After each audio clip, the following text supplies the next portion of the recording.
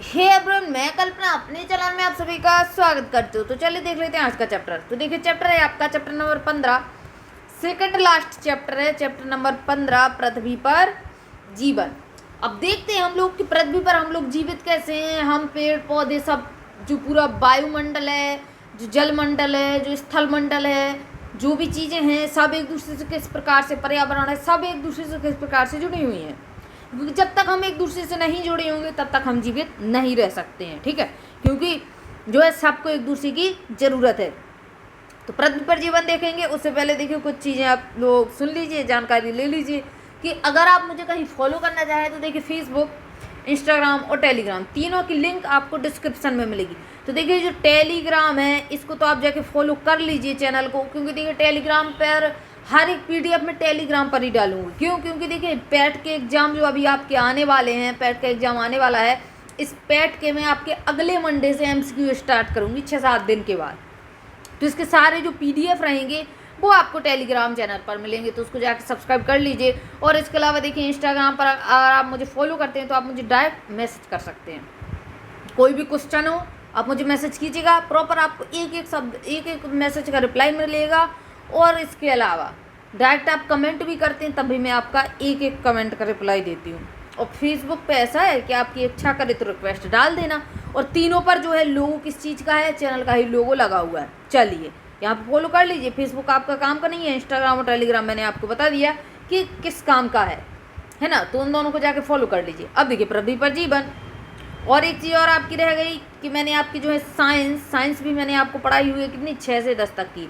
और इसके अलावा मैंने आपको हिस्ट्री पढ़ाई हुई है पूरी 6 से 12 तक की। और जो चल रहा है, ये जो चल रहा है, जो आपका भूगोल है, भूगोल तो आप देख ही रहे हैं कि कितने मस्त तरीके से एनसीईआरटी का भूगोल कंप्लीट हो रहा है। आज आपका लास्ट चैप्टर है, सॉरी आज सेकंड लास्ट चैप्टर है क्लास 11 का। इसके बाद कल से स्टार्ट करेंगे क्लास 12। अरे बात समझो, दोबारा भी आपका 10-15 दिन में 12 क्लास निपट जाएगी, कौन सी बड़ी बात है।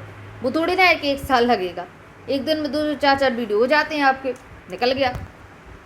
पूरा 1 साल थोड़ी ना लगने वाला है, 10-15 दिन में समाप्त हो जाएगा। चलिए अब देख लेते हैं पृथ्वी पर जीवन। इस इकाई में वर्णन के किस किस चीज़ का है, देखिए इसको। जैव मंडल, पादप एवं अन्य जीवों की विशेषताओं के बारे में दिया हुआ है, पारितंत्र के बारे में दिया हुआ है।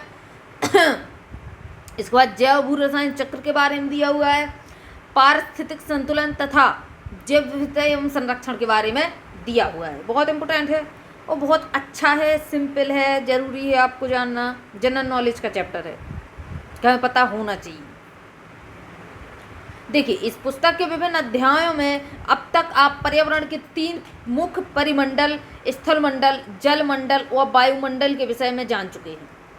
आप जानते हैं कि पृथ्वी पर रहने वाले सभी जीवधारी जो मिलकर जैव मंडल बनाते हैं, यानी बायोस्फीयर बनाते हैं, ये पर्यावरण के दूसरे मंडलों के साथ पारस्परिक क्रिया करते हैं। जैव मंडल में पृथ्वी पर पाए जाने वाले सभी जीवित घटक सम्मिलित हैं। जैव मंडल सभी पौधों, जंतुओं, प्राणियों, जिसमें पृथ्वी पर रहने वाले सूक्ष्म जीव भी हैं, और उनके चारों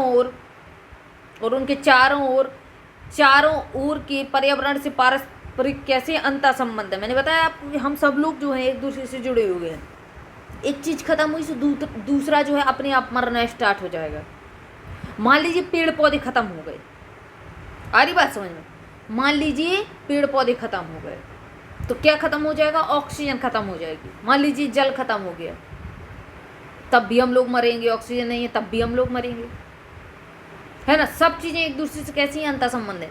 अधिकतर जीव स्थलमंडल पर ही मिलते हैं, परंतु कुछ जलमंडल में मिल जाएगा आपको। जैसे जलीय जीव की बात करें, वायुमंडल में भी छोटे छोटे जीव जंतु रहते, जंतु नहीं रहते, हल्के हल्के छोटे कीट मिलेंगे, है ना। बहुत से ऐसे जीव भी हैं जो एक मंडल से दूसरे मंडल में स्वतंत्र रूप से विचरण कर सकते हैं। जैसे आप कछुए को ले लीजिए, मेढक को ले लीजिए, ये जल मंडल में भी रहता है और फुदक के मेढक बाहर आएगा तो स्थल मंडल में भी रह लेता है। तो इस प्रकार से रहते हैं। अब इस चीज़ को देख लीजिए। पृथ्वी पर जीवन लगभग हर जगह पाया जाता है। जीवधारी विषुवत से ध्रुवों तक। जीवधारी आपको कहाँ से कहाँ तक मिलेंगे, जब आप विषुवत से स्टार्ट करेंगे चलना तो वो आपको कहाँ तक मिलेंगे, बिल्कुल ध्रुवों तक मिल जाएंगे। पोलर बियर आपका कहाँ रहता है, ध्रुवों पर ही तो रहता है ना। समुद्र तल से हवा में कई किलोमीटर तक, सूखी घाटियों में, बर्फीले जल में, जलमग्न भागों में, वो हजारों मीटर गहरे धरातल के भूमजल तक में जीव पाए जाते हैं। आपके हर जगह मिलेंगे। जैसे आप धरती के अंदर बात करें, आप केंचुए को देख लेंगे, भूमि जल में छोटे छोटे कीटाणु रहते हैं। मतलब ये नहीं है कि पूरा भैंसा मिल जाएगा आपको भूमि जल में, नहीं। हम जल को उबाल के क्यों पीते हैं, सोचा कभी आपने? क्यों? क्योंकि उसमें छोटे छोटे कीटाणु रहते हैं, वो आपको नहीं दिखते हैं आंखों से, नग्न आंखों से नहीं दिखेंगे, टेलीस्कोप वगैरह से दिखेंगे, है ना। अंग देखिए, यानी हर जगह जीवन है पृथ्वी पर, ऐसा कोई जगह नहीं है जहाँ पर जीवन नहीं है। जैवमंडल और इसके घटक पर्यावरण के बहुत महत्वपूर्ण तत्व हैं। ये तत्व अन्य प्राकृतिक घटकों जैसे भूमि, जल व मिट्टी के साथ पारस्परिक क्रिया करते हैं। ये वायुमंडल के तत्वों जैसे तापमान, वर्षा, आर्द्रता व सूर्य के प्रकाश से भी प्रभावित होते हैं। जैविक घटकों का भूमि, वायु व जल के साथ पारस्परिक आदान प्रदान जीवों के जीवित रहने, बढ़ने और विकसित होने में सहायक होता है। अब देखिए पारिस्थितिकी, देखिए इकोलॉजी, इसको क्या बोलते हैं? इकोलॉजी। पारिस्थितिक तंत्र को क्या बोलेंगे? Ecology system. चलिए अब देख लेते हैं इकोलॉजी। समाचार पत्रों पत्रिकाओं में आप पारिस्थितिकी व पर्यावरण संबंधी समस्याओं के विषय में पढ़ते होंगे, क्यों नहीं पढ़ते हैं? बहुत पढ़ते हैं हम लोग। यहाँ पर ये नया जीव पाया गया है, यहाँ पर ये जो है जीव जंतु खत्म हो चुका है, कहीं ऐसा हो चुका है, कहीं वैसा हो चुका है, कहीं ये नया प्रकार का पौधा पाया गया जो कि दुनिया में पहली बार देखा गया है। इस प्रकार के तो आपने न्यूज़ देखी होंगी, ठीक है। क्या आपने कभी सोचा है कि इकोलॉजी या पारिस्थितिकी क्या है? चलिए देख लेते हैं। नहीं सोचा है तो आज सोच लेते हैं, और सोच लिया आपने पहले तो बहुत अच्छी बात है। जैसा कि आप जानते हैं पर्यावरण जैविक व अजैविक तत्वों के मेल से बनता है। जैविक तत्व जिसमें जीवन है, अजैविक जैसे जल, पहाड़, पौधे जिसमें जीवन नहीं है। यह जानना अत्यंत रोचक है कि संतुलन के लिए विभिन्न जीवधारियों का होना और बने रहना आवश्यक है। बिल्कुल आवश्यक है। हर एक जीव जंतु हमारा जो है, हम लोग एक दूसरे से जुड़े हुए रहते हैं पूरी चेन से। इस संतुलन के बने रहने के लिए भी विविध प्राणियों, जीवधारियों का एक विशेष अनुपात में रहना आवश्यक है। देखिए ऐसा होता है, मान लीजिए इंडिया में शेर ही शेर हो गए, शेर ही शेर हो गए, ठीक है। और शेर क्या करता है? मानव जाति को खाता है। तो क्या करेगा शेर? शेर मानव जाति को खाना स्टार्ट करेगा। यानी हर जीव जंतु का एक अनुपात होना चाहिए। आ रही बात समझ में? मतलब जो भी प्राणी बहुत ज़्यादा मात्रा में होगा या वो कम हो जाएगा तो देखिए ख़त्म हो जाता है, उससे भी खतरा नहीं रहता है, लेकिन कहीं ना कहीं चीज़ें रहती हैं, है ना। और कहीं कहीं पे क्या होता है, बहुत सारे एक ही प्रकार के जानवर हो गए। मान लीजिए कोई गांव है, वहाँ पे दूसरे एक और उसके बगल में जंगल है, वहाँ पे एक ऐसा जीव जंतु, मान लीजिए हाथी हो गए। अब हाथी क्या करते हैं, वो गांव में आना स्टार्ट करेंगे, फिर मानव जाति को नुकसान पहुँचाएंगे, घर तोड़ देंगे, आपको पैर के तले दबा देंगे, कुचल देंगे, है ना। इस प्रकार का विनाश होना स्टार्ट हो जाता है। यानी क्या होता है कि एक अनुपात में जीवधारी का होना बहुत ज़रूरी होता है। उसका बढ़ना और घटना दोनों ही हमारे लिए नुकसानदायक हो जाता है। घटना यानी वो जीव जंतु खत्म होएगा, ठीक है, क्या होगा, उसका खत्म हो जाना हो जाएगा, खत्म होएगा वो। और अगर मात्रा उसकी बढ़ती है तो वो जीव जंतु, वो जो अपने से नीचे के जीव जंतु हैं उनको नुकसान पहुंचाता है, उनको खत्म करना स्टार्ट करता है। आई बात समझ में? चलिए अब देखिए, जैसे एक और एग्जाम्पल दूं मैं, जो बाज होता है वो सांप को खा जाता है, ठीक है। अब मान लीजिए बहुत सारे बाज हो गए, इधर पे चीची करके पूरे मोड़ने लगे, पूरे आसमान में बाज ही बाज दिख रहे हैं। अब उनको ऊपर से भाई जो भी स्नेक दिखेगा वो स्नेक को खा जाएंगे। अरे बात समझ में? अब स्नेक को खाना स्टार्ट किया बाज ने, और बहुत सारा बाज है, उसको भूख लगेगी बहुत सारे बाज को, वो अपना खाना खोजेगा, और खाना खोजने के चक्कर में उसको दिखेगा स्नेक, वो स्नेक को ख़त्म कर देगा। अब स्नेक सिर्फ आपको, जैसे आज हमें ना वो क्या कहते हैं उसको, डायनासोर के बारे में पढ़ते हैं कि था, उसी प्रकार आप स्नेक को पढ़ने लगेंगे कि था, ऐसे ऐसे रेंगता था, ऐसे और था। मतलब आगे की पीढ़ी में आप बताएंगे कि ऐसे रेंगने वाला एक सांप होता था और अभी था, अब नहीं है। अरे बात समझ में? यानी एक जीव जंतु का बढ़ना दूसरे जीव जंतु के लिए हानिकारक हो जाता है।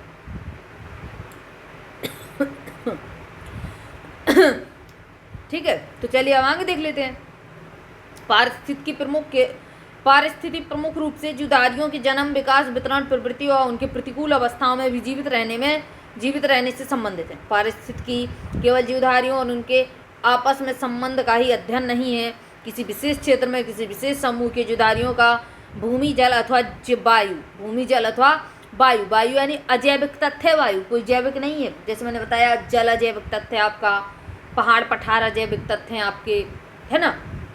मैं ऐसे अंतःसंबंध जिसमें ऊर्जा प्रवाह और पोषण श्रृंखलाएं स्पष्ट रूप से समायोजित हों। तो क्या होता है, जैसे मान लीजिए हमने क्या किया, सब्जी खाई, खाना खाया हमने, सब्जी खाई, रोटी खाई, अनाज खाया, यानी उसकी ऊर्जा हम लोगों में पहुंच गई, यानी उन पेड़ पौधों की ऊर्जा हम लोगों में पहुंच गई। तो ये क्या होता है, ऊर्जा का प्रवाह पोषण श्रृंखला होती है, उसे क्या कहते हैं, उसी को ही हम पारितंत्र कहते हैं। एक जगह से ऊर्जा दूसरी जगह स्थानांतरित होती है, खत्म तो होती नहीं ऊर्जा। इकोलॉजिकल सिस्टम कहा जाता है इसको। इसको देखिए, भूमि जल अथवा वायु, जब हम जल पीते हैं तो हमें ऊर्जा आ जाती है, यानी जल की ऊर्जा हमें पहुंच गई। इधर से देखते हैं, भूमि जल अथवा वायु, ये सब कैसे हैं, आपके अजैविक तत्व हैं। से ऐसा अंतःसंबंध जिसमें ऊर्जा प्रवाह व पोषण जो श्रृंखलाएं होती हैं स्पष्ट रूप से समायोजित हों, उसे पारितंत्र या इकोसिस्टम कहते हैं, इकोलॉजी सिस्टम कहते हैं। देखिए आगे, पारिस्थितिकी के संदर्भ में आवास, आवास मतलब हमारा घर जहाँ हम रहते हैं। आवास पर्यावरण की भौतिक और रासायनिक कारकों का योग है। विभिन्न प्रकार के पर्यावरण व विभिन्न परिस्थितियों में भिन्न प्रकार के पारितंत्र पाए जाते हैं, जहाँ अलग अलग प्रकार के पौधे व जीव जंतु विकास क्रम द्वारा उस पर्यावरण के अभ्यस्त हो जाते हैं। इस प्रकरण को पारिस्थितिकी अनुकूलन कहते हैं। जैसे अगर आप बात करें कि जंगल में जाएंगे आप, ठीक है, तो वहाँ जीव जंतु हैं बहुत सारे, हो सकता है वो क्या कहते हैं उन लोगों को, ये जो आपके जंगलों में रहने वाले होते हैं, ठीक है, तो कुछ लोग भी जंगलों में रहते हैं, जनजाति रहती हैं जंगलों में, ठीक है, जनजाति रहती हैं। तो ये इनका क्या होता है, इनके लिए एक परिस्थिति होती है जिसमें ये रहते हैं, ठीक है। तो वहाँ के जीव जंतु, इनका रहना, इनके द्वारा फल फ्रूट्स का खाना, इनके द्वारा मांसाहारी भोजन का खाना, सब जो है एक दूसरे से आल टोटल संबंधित होता है। इसी को कहते हैं पारिस्थितिकी अनुकूलन। आगे देखिए, ये इनका एक क्रम होता है कि कौन किसको खाएगा। देखिए, इकोलॉजी शब्द ग्रीक भाषा के दो शब्दों से बना है, आइकोस और लोजी। क्या करना है, आइकोस और लोजी। आइकोस का शाब्दिक अर्थ होता है घर, अथवा लोजी का शाब्दिक अर्थ होता है विज्ञान। लोजी, ठीक है, लोजी का अर्थ होता है विज्ञान और घर, यानी इकोलॉजी, यानी किस प्रकार से हम कहाँ रह रहे हैं, किस प्रकार से हमारे लिए अनुकूल परिस्थितियाँ। मान लीजिए हमें कोई जल में डुबकी लगवा दे, क्या आप उसमें रह लेंगे, क्या नहीं रह सकते हैं ना। तो हम कहाँ रहते हैं, थल मंडल में, और थल मंडल में जहाँ हमें जल, वायु, रहने के लिए घर बनाने के लिए ज़मीन, हर चीज़ उपलब्ध हो, ऐसी परिस्थिति में हम लोग रह सकते हैं। मान लीजिए कोई डॉल्फिन है या कोई मछली है, तो क्या वो स्थल में रह लेगी, नहीं रह पाएगी। उसके लिए क्या चाहिए, उसके लिए ऐसी परिस्थितियाँ चाहिए जो उससे छोटे छोटे जीव जंतु हों, जिनको वो खाती है, जिनको वो अपना भोजन बनाती है और क्या करती है, पानी में रहती है। तो हर जीव जंतु के रहने के लिए अपनी परिस्थितियाँ होती हैं। अब जैसे अगर आप बात करें पेड़ की, तो अगर पेड़ को कहाँ लगा दें, थार के मरुस्थल में लगा दीजिए, तो क्या उसके लिए क्या है, परिस्थितियाँ उसके लिए अच्छी हैं, अनुकूल परिस्थितियाँ हैं क्या वहाँ पर खेती हो जाएगी, नहीं होगी। तो क्या होता है, जहाँ रहने के लिए आवास और परिस्थितियाँ हो, वहीं पे जीव जंतु जो है सरवाइव कर पाता है। इसको ध्यान से देखिएगा। इधर से लॉजी का अर्थ होता है विज्ञान, लॉजी। इसके लिए बात देखिए, शाब्दिक अर्थ अनुसार इकोलॉजी पृथ्वी पर पौधों, मनुष्यों, जंतुओं व सूक्ष्म जीवाणुओं के घर के रूप में अध्ययन है। क्या हो गया इसका अर्थ, पौधों के घर के रूप का, पौधे जहाँ हैं उनके घर का अध्ययन, घर से मतलब है जहाँ पौधा है ना। मनुष्यों के घर मतलब उनके आवास का अध्ययन, आवास से आपके मकान नंबर नहीं पूछने आएगा कोई, मतलब रहने के लिए अनुकूल परिस्थितियाँ। जंतुओं का अध्ययन, जंतुओं के आवास का अध्ययन, सूक्ष्म छोटे छोटे जीव जंतुओं का अध्ययन। एक दूसरे पर हम लोग आश्रित होते हैं। जैसे अगर आप बात करें, खाना बनाते हैं आप, सब्जी बनाते हैं, सब्जी का जो कचड़ा निकलता है उसको आप डाल देते हैं घर के बाहर, तो वो अपने आप वहाँ से 3-4 दिन में ख़त्म कैसे हो जाता है बताइए। वो जब सड़ जाता है तो उसमें छोटे छोटे जीव जंतु रहते हैं, जीव रहते हैं और वो उसको वहीं मिट्टी में मिला के ख़त्म कर देते हैं। अगर वो नहीं रहेंगे तो क्या होगा, ढेर का ढेर लगता जाएगा कचड़े का घर के बाहर। देखिए, जर्मन प्राणी शास्त्री हैक्कल, जिन्होंने सर्वप्रथम सन 1869 में आइकोलॉजी शब्द का प्रयोग किया, पारिस्थितिकी के ज्ञाता के रूप में जाने जाते हैं। ये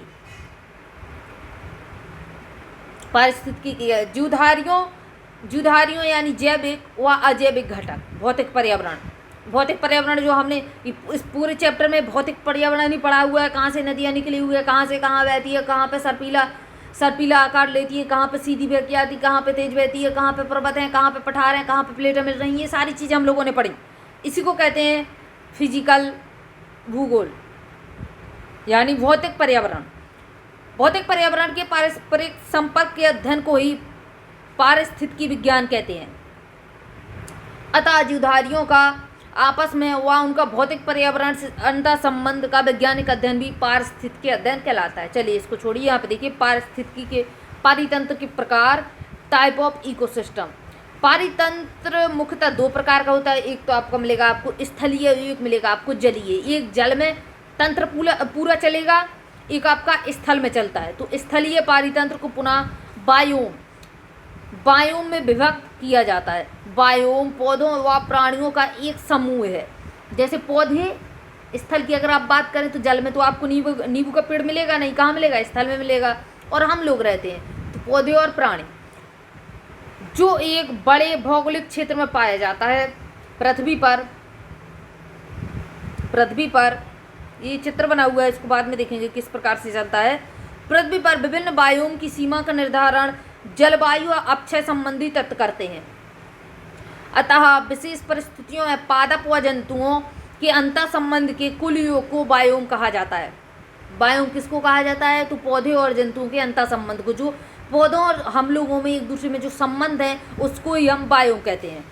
इसमें वर्षा, तापमान, आर्द्रता, मिट्टी संबंधी अवयव भी शामिल है। तो ये सब चीज़ें तो सम्मिलित हैं। अगर मिट्टी नहीं होगी तो हमें कहाँ से खेती पाती का जो मिलता है सब खाने को, ये कहाँ से मिल जाएगा। अगर बरसात नहीं होगी तो खेती कैसे होगी। अगर टेम्परेचर सही नहीं रहेगा तो मिट्टी में खेती अगर आप जो कर रहे हैं वो कैसे होगी।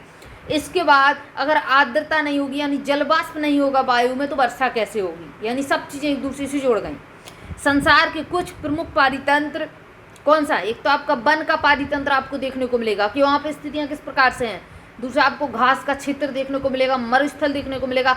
मरुस्थल में अगर आप बात करते हैं तो कौन सा मिलता है आपको, सांप मिलेंगे, बिच्छू मिलेंगे, छिपकलियाँ मिलेंगी, ऊँट मिलेगा, झाड़ियोंदार पेड़ पौधे मिलेंगे। तो ये सब एक दूसरे से जुड़े हुए रहते हैं और वहाँ पे जो लोग रहते हैं उनको भी आदत पड़ जाती है मरुस्थल में रहने की।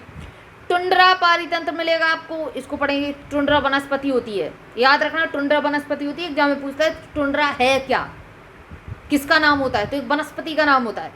जलीय पारितंत्र को समुद्री पारितंत्र और ताजे जल के पारितंत्र में बांट दिया जाता है। क्या हुआ, स्थलीय पारितंत्र, जलीय पारितंत्र। अब अगर आप जलीय पारितंत्र की बात करें तो फिर इसको दो भागों में बांटा कि एक खारा जल होता है, एक मीठा जल होता है। खारे जल से मतलब है आपका समुद्र का जल, और मीठे जल में आपका बहुत सारा जल आ जाता है। झीलों का जल आ जाता है, नदियों का जल आ जाता है, भूम जल आ जाता है, जो आप हेड पंप से जल निकालते हैं वो जल आ जाता है, कुओं का जल आ जाता है, तालाबों का जल आ जाएगा। ये सारा जल आ जाता है किसमें, ताजी जल के रूप में। ताजी जल का मतलब ये नहीं है वो ठंडा ठंडा जल निकलेगा, ताजी जल का मतलब है मीठा जल। आगे देखिए, समुद्री पारितंत्र में महासागरीय ज्वार, नदमुख, प्रवाल भित्तियाँ, ये सब हम लोग पढ़ चुके हैं। कोरल रीफ होते हैं, पारितंत्र सम्मिलित, ये सारी चीज़ें आपको कहाँ मिलेंगी, तो सारी चीज़ें आपको समुद्री पारितंत्र में मिलेंगी। ताजे जल के पारितंत्र में आपको झीलें मिल जाएंगी, मैंने बता दिया है। तालाब मिलेगा, सरिताएँ, नदियाँ। सरिताएँ किनको बोलते हैं, नदियों को। कच्छ की खाड़ी वगैरह, कच्छ मतलब कच्छ क्या है, झीलों का जल। दलदल का क्षेत्र भी आपका इसी में आएगा। अंग देखिए, पारितंत्र की कार्य प्रणालियाँ व संरचना, structure and functional of ecosystem. पारितंत्र की संरचना में वहाँ उपलब्ध पौधों व जंतुओं को प्रजातियाँ का वर्णन सम्मिलित है। यह उनके यानी प्राणियों और पौधों की प्रजातियों की, किन के, प्राणियों और पौधों की प्रजातियों की, यह उनके इतिहास, वितरण व उनकी संख्या को भी वर्णित करता है। संरचना की दृष्टि से सभी पारितंत्र में जैविक व अजैविक कारक होते हैं। अजैविक या भौतिक मतलब एबायोटिक फैक्टर, बायोटिक नहीं, बायोटिक मतलब हो जाता है आपका जैविक, और अजैविक से मतलब होता है भौतिक। ठीक है, भौतिक का मतलब होता है एबायोटिक फैक्टर। कारकों में क्या क्या आता है आपका, एक तो आपका टेम्परेचर फैक्टर आ जाता है, वर्षा आ जाता है, सूर्य का प्रकाश आ जाता है, आर्द्रता मृदा की स्थिति आ जाती है। मृदा की स्थिति से मतलब है जहाँ मृदा आपकी पथरीली होगी, क्या आप वहाँ उगा लेंगे सही से खेती, नहीं उगा पाते हैं। जहाँ पे बाजरे की खेती अच्छी होती हो, आपसे कोई कहते हो वहाँ पे धान उगा दो, नहीं उगा सकते हैं। यानी मृदा की स्थिति बहुत जरूरी होती है खेती के लिए। वह अजैविक या अकार्बनिक तत्व, अकार्बनिक से क्या मतलब है, एक तो आपका कार्बन डाइऑक्साइड पौधों के लिए बहुत जरूरी होता है, जल H2O, nitrogen N2, calcium, phosphorus, potassium, ये सब आपके अकार्बनिक तत्व हैं। इसके बाद देखिए उप उत्पादक, उपभोक्ता, उपभोक्ता प्राथमिक, द्वितीयक, तृतीयक, 3 प्रकार के उपभोक्ता होते हैं, आगे पढ़ेंगे। तथा अपघटक, अपघटक क्या करते हैं चीज़ों को, जैसे मैंने बताया कि कचरा डाल दीजिए आप, कचरा जो कचरा निकला हुआ है सब्जी का, उसको बाहर फेंक दीजिए छिकले को। वो छिकला क्या करेगा, वहाँ से खत्म हो जाएगा 2 दिन बाद। अगर आप उसे देखने जाएँ, कहाँ गया, छोटे छोटे जीव जंतु हैं वहाँ पर, उन्होंने क्या किया, अपघटन कर दिया, मिट्टी में उस कचरे को मिला दिया, वापस मिट्टी से आया था मिट्टी में चला गया। ठीक है, उत्पादकों में सभी हरे पौधे सम्मिलित हैं। उत्पादक, जहाँ से उत्पादन हो रहा है, कौन कौन से सम्मिलित हैं, सभी जो है आपके हरे पौधे सम्मिलित हैं, जो प्रकाश संश्लेषण प्रक्रिया द्वारा अपना भोजन बनाते हैं। और प्रथम श्रेणी के उपभोक्ताओं में शाकाहारी जंतु आएंगे। जो जंतु साग सब्जी खा के रहते हैं वो जंतु आएंगे आपके प्रथम श्रेणी के उपभोक्ता में। और जो साग खाने वाले होते हैं, जैसे अगर आप बात करें हिरण, बकरी, चूहे और सभी पौधों पर निर्भर जीव सम्मिलित हैं, जैसे हम लोग भी तो सम्मिलित हैं। इसके बाद देखिए हम लोग इसमें भी नहीं आएंगे। हम लोग क्या करते हैं, हम लोग जीव जंतुओं को भी खाते हैं, तो प्रथम श्रेणी में हम लोग नहीं आएंगे। जो क्या करता है, जो केवल साग सब्जी खाता है, जो जीव जंतु केवल साग सब्जी खाता है, वो आएगा आपका प्रथम श्रेणी में सम्मिलित होगा। अब देखिए द्वितीयक श्रेणी के उपभोक्ताओं के बारे में देखिए, मांसाहारी, मांसाहारी में हम भी आ जाते हैं, मछली खा लेते हैं, बकरा खा लेते हैं, है ना, काफ़ी चीज़ें हम लोग खा लेते हैं, ऐसे जीव जंतु काफ़ी खा जाते हैं, जो कि आपके कैसे जीव जंतु होते हैं, जो शाकाहारी जीव जंतु होते हैं, उनको ही हम लोग खाते हैं। अब अगर आप बात करेंगे मांसाहारी जीव जंतुओं की, तो सेकंड श्रेणी में कौन आएगा, एक तो आपका सांप आएगा, सांप खा लेता है दूसरे जीव जंतुओं को। बाघ तो हम लोगों को ही खा जाता है, शेर भी हम लोगों को खाता है, तो ये आपकी द्वितीय श्रेणी में आएगी। कुछ मांसाहारी जो दूसरे मांसाहारी जीवों पर निर्भर रहते हैं, उनको कहते हैं चरम स्तर के मांसाहारी। कौन से चरम स्तर के, मतलब इनसे कुछ नहीं बचता, ये मांसाहारी हैं और ये मांसाहारी ही जीव जंतुओं को खाते हैं। जैसे अगर आप बात करेंगे न्योला और बाज की, ये सांप को खा लेता है, खाता है सांप को, ठीक है। तो अब देखिए प्रथम श्रेणी किसको कहेंगे, पहले तो आप उपभोक्ता देखिए, सबसे फर्स्ट नंबर पे आता है उपभोक्ता। ठीक है, देखिए इसको कहा गया